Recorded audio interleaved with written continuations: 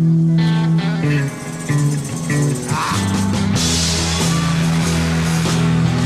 steamroller, baby. I'm gonna roll all over you.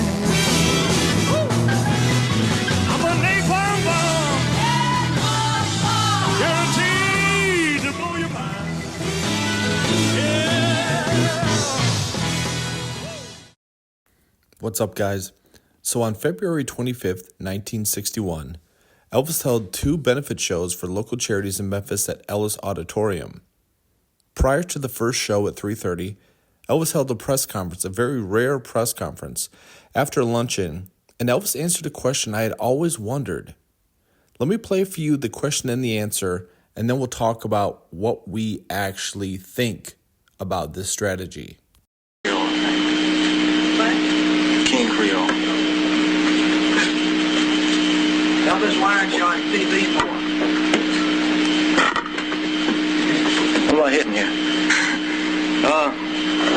Well, because of the movie contracts that I have, I'm pretty well tied up in movies right now, and What do you like? too much television kind of hurts movies a little bit. Do you like personal appearances, movie or TV best? Well, I like personal appearances best. So there you have it. Elvis answering the $1 million question. I was surprised to hear it because I think I only actually listened to this interview one time in its entirety, and that was a while ago. It's not really a surprising answer that Elvis gave. It's an answer that I suspected, and it makes sense. Starve the audience of you. So the only way they can see you is through the movies. It'll force them to go to the movies and buy a ticket for that. Now, I think this strategy worked for a while, but this is where I think a problem arose. Elvis not going on TV, I believe, hindered his reach of gathering new fans. Because think about it.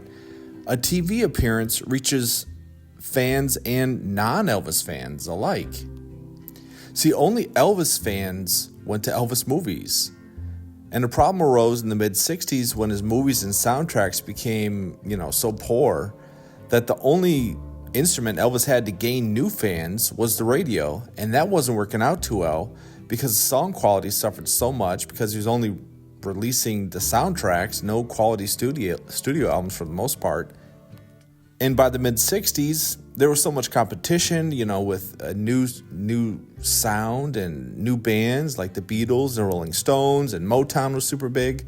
So by 1967, Elvis was still, if you think about it, only drawing on the fans that he had gathered in the 50s and early 60s for the most part, when he was on TV regularly, touring, making good studio albums, which, if you think about it, caused the need for the comeback, which he went on TV for, and then he had a resurgence in popularity.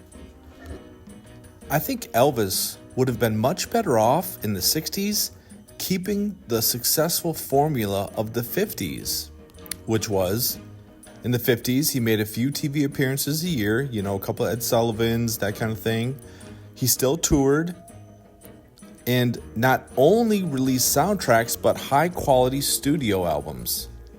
So what I'm saying is, rather than only being available in the movies, I think Elvis should have made 1 or 2 TV appearances, maybe promoting a new song, a couple quality studio albums with a soundtrack or 2 from the movies he made.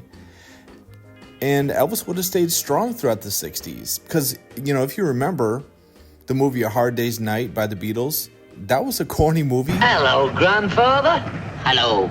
He can talk then, can he? Of course he can talk. He's a human being, isn't he? Well, if he's your grandfather, who knows? But because the Beatles were touring and made TV appearances and made quality studio albums, they were in the public eye, gaining new fans, and those new fans went to the movies.